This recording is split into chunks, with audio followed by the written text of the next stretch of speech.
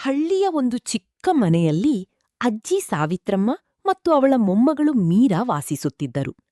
ಪ್ರತೀ ಸಂಜೆ ಮೀರಾ ಶಾಲೆಯಿಂದ ಬಂದ ಕೂಡಲೇ ಅಜ್ಜಿಯ ಜೊತೆ ಹಿತ್ತಲಲ್ಲಿ ಕೂತು ಮಾತಾಡುತ್ತಿದ್ದಳು.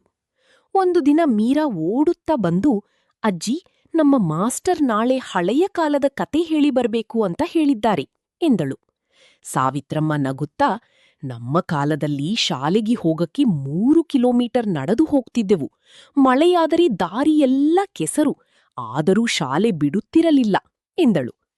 ಮೀರಾ ಆಶ್ಚರ್ಯದಿಂದ, ಅಜ್ಜಿ, ಆಗ ಫೋನ್ ಇರಲಿಲ್ಲವಾ ಎಂದು ಕೇಳಿದಳು.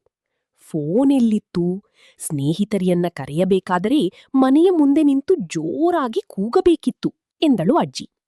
ಅಷ್ಟರಲ್ಲಿ ಮೀರಾಳ ಫೋನ್ ಘಂಟೆ ಹೊಡೆದಿತು. ಅವಳು ಎತ್ತಿ ನೋಡಿ, ಅಜ್ಜಿ, ನನ್ನ ಗೆಳತಿ ವಿಡಿಯೋ ಕಾಲ್ ಮಾಡಿದ್ದಾಳೆ ಎಂದಳು. ಸಾವಿತ್ರಮ್ಮ ನಕ್ಕು, ನಮ್ಮ ಕಾಲದಲ್ಲಿ ಕೂಗಿ ಕರೆಯುತ್ತಿದ್ದೆವು, ನಿಮ್ಮ ಕಾಲದಲ್ಲಿ ಫೋನ್ ಕೂಗಿ ಕರೆಯುತ್ತದೆ ಎಂದಳು.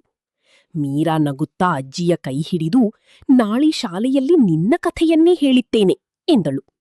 ಆ ಸಂಜೆ ಇಬ್ಬರೂ ಹಿತ್ತಲಲ್ಲಿ ಕೂತು ಸೂರ್ಯಾಸ್ತ ನೋಡುತ್ತಿದ್ದರು. ಮೀರಾಳ ಮನಸ್ಸಿನಲ್ಲಿ ಒಂದು ಮಾತು ಉಳಿಯಿತು. ಕಾಲ ಬದಲಾಗಬಹುದು, ಆದರೆ ಅಜ್ಜಿಯ ಕಥಗಳ ಸಿಹಿ ಎಂದಿಗೂ ಬದಲಾಗುವುದಿಲ್ಲ.